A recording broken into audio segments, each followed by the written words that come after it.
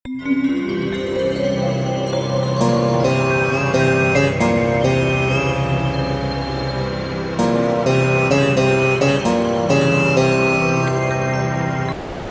రాశి.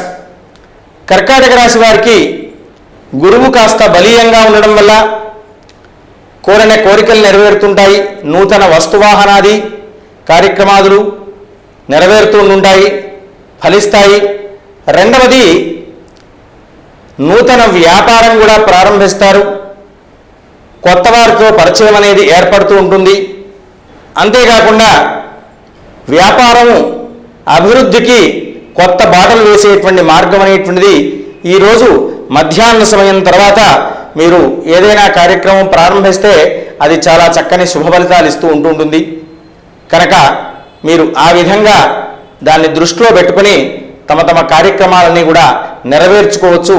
ప్రధానంగా ఈ రాశివారు చంద్రునికి ముందుగా ఆరాధన చేసుకొని వెళ్ళండి.